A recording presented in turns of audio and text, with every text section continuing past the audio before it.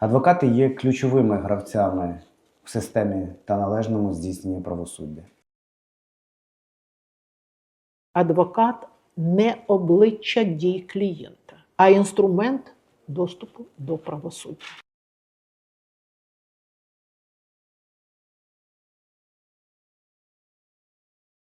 Давайте будемо думати перш за все про права людини, а потім про все інше.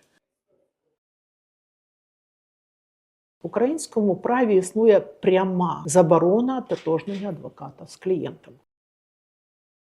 Адвокат не має зазнавати жодних негативних наслідків через ототожнення з клієнтом або справами їхніх клієнтів.